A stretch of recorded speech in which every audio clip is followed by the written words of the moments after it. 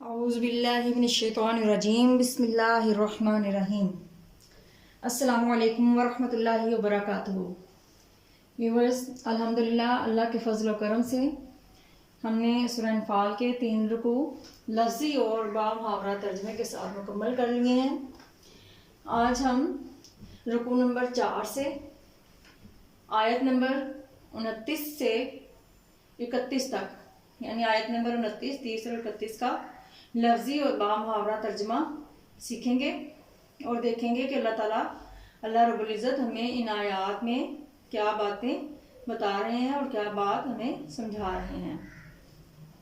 تو چلیں شروع کرتے ہیں۔ آیت نمبر 29، 30 اور 31۔ سب سے پہلے ہم ان آیات کا لفظی ترجمہ کرتے ہیں۔ بسم اللہ الرحمن الرحیم۔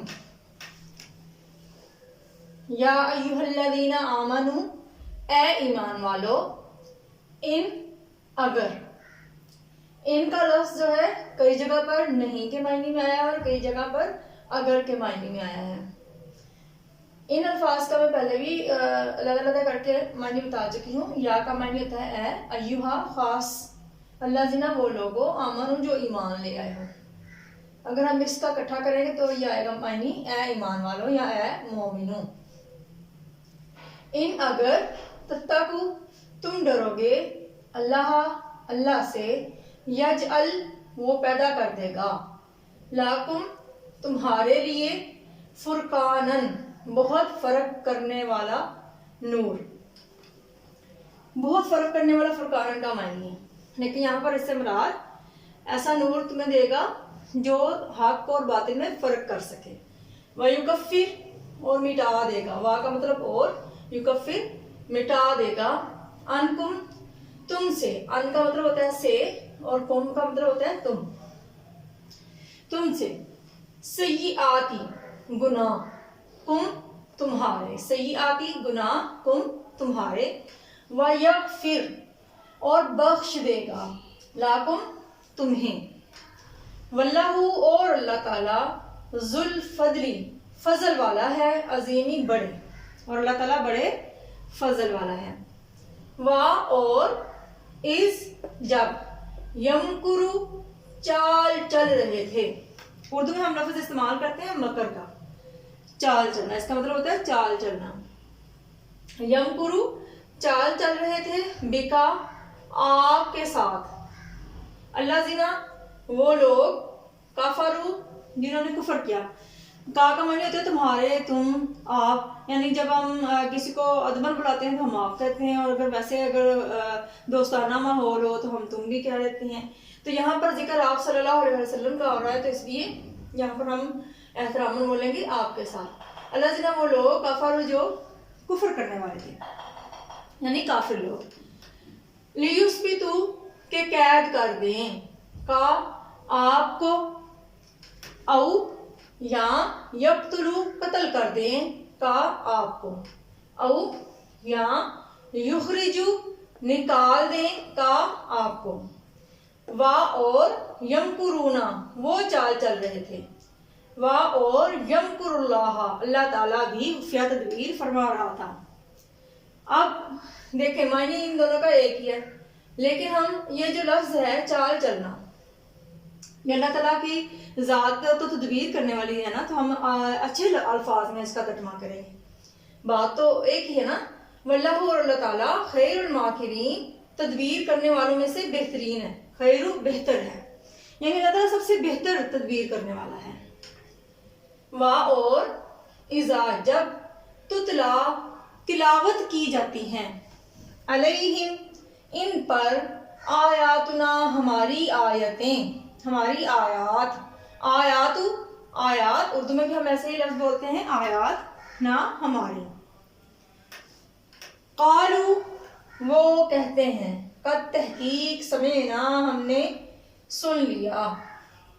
سمعنا سماعت سے، یہ عربی سے ہی اردو میں لفظ آیا ہے سننا۔ لو، اگر، نشاء، ہم چاہیں، لا، ضرور، قلنا، ہم کہہ دیں، مثل ہاذا، اس کے، نہیں، ہاذا، یہ، الا، سوائے، اساطیرو، کہانیاں، اولین پہلے لوگوں کی، کہ یہ صرف پہلے لوگوں کی کہانیاں. اب یہاں پہ دیکھیں، یہاں پہ ان کا معنی آیا ہے نہیں، لیکن وہاں پہ ان کا معنی تھا اگر. تو ان الفاظ کو ہم ذرا دھیان سے پڑھیں تو اچھے سے یاد ہو جاتا ہے. اب انہی آیات مبارکہ کا ہم با محاورہ ترجمہ پڑھتے ہیں تاکہ ہمیں بات صحیح سمجھ آ جائے. بسم اللہ الرحمن الرحیم. با محاورہ ترجمہ.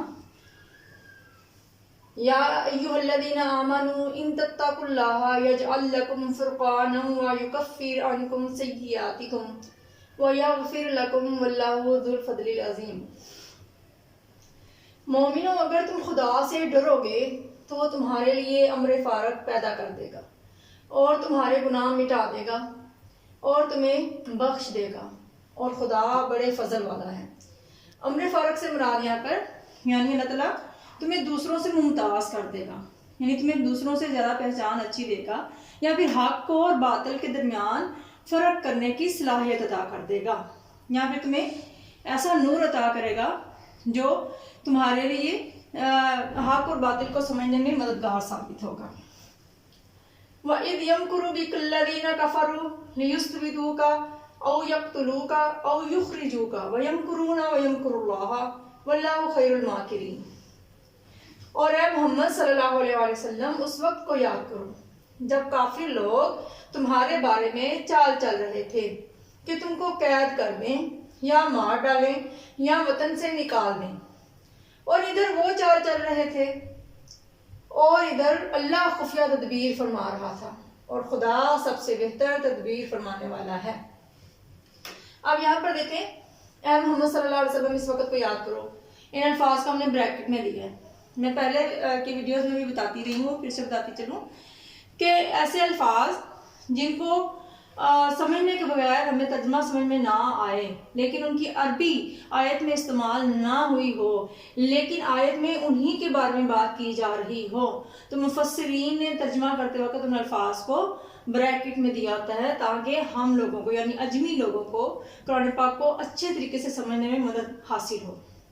تو اسی لیے ان الفاظ کو بریکٹ میں لگایا ہے. کیا ہے؟ کیونکہ ان کی عربی استعمال نہیں ہوئی، لیکن بات اللہ رب العزت نبی کریم صلی اللہ علیہ وسلم سے ہی کر رہا ہے. کہ یہ اس وقت کی بات ہے کہ جب کافر لوگ جو تھے انہوں نے آپس میں جلسہ کیا، کہا کہ آپ صلی اللہ علیہ وسلم کو یا قید کر دیں یا مار ڈالیں یا آپ کو آپ کے وطن سے نکال دیں. جب ہجرت نبی صلی اللہ علیہ وسلم کا حکم ہوا تو اللہ تعالیٰ تو جانتا تھا ان کے مکر و فریب کو، تو اللہ تعالیٰ نے اس وقت نبی پاک صلی اللہ علیہ وسلم کو مدینہ کی طرف ہجرت کرنے کا حکم دیا اور کافروں کی چالوں کو ناکام کر دیا. اسی لیے اللہ تعالیٰ یہاں پہ فرما رہا ہے کہ ادھر وہ چال چل رہے تھے اور ادھر اللہ تعالیٰ چال چل رہا تھا، اور اللہ تعالیٰ بہترین تدبیر کرنے والا ہے. وَإِذَا تُتْلَىٰ عَلَيْهِمْ آيَاتُنَا قَالُوا قَدْ سَمِعْنَا لَوْ نَشَاءُ لَقُلْنَا مِثْلَ هَٰذَا إِنْ هَٰذَا إِلَّا أَسَاطِيرُ الْأَوَّلِينَ. اب اس آیت میں اللہ تعالیٰ کیا فرما رہے ہیں کفار کے بارے میں؟ اور جب ان کو ہماری آیات پڑھ کر سنائی جاتی ہیں تو یہ کہتے ہیں کہ ہم نے سن لیا ہے، اگر ہم چاہیں تو ضرور ہم بھی ایسا کلام کہہ ڈالیں.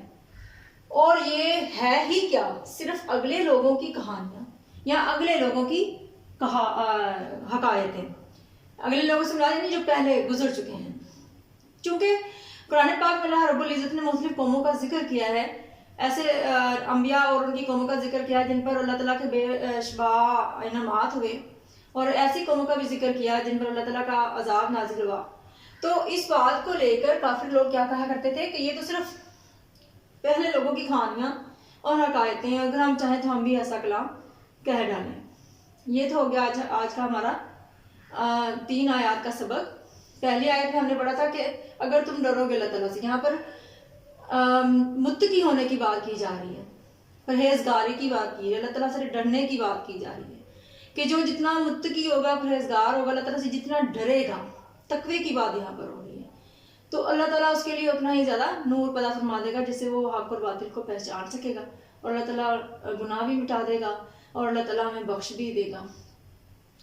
تو ان آیات سے ہمیں کیا پتہ چلتا ہے کہ اللہ رب العزت بڑا ہی رحیم، کریم اور مہربان ہے، جو کہ مومنوں کی ہر حالت میں مدد کرتا ہے بشرط یہ کہ مومن جو ہیں وہ اللہ تعالیٰ سے ڈرنے والے ہوں اور اللہ تعالیٰ کے راستے پر چلنے والے ہوں۔ اللہ رب العزت ہمیں قرآن پاک کو اچھے طریقے سے سمجھنے کی اور قرآن پاک پر عمل کرنے کی توفیق عطا فرمائے، آمین ثم آمین۔ ہم سب کی غلطیوں کو معاف کرے، آمین ثم آمین۔ اللہ تعالیٰ اللہ رب العزت ہم سب کے لیے آسانیاں پیدا فرمائے، آمین۔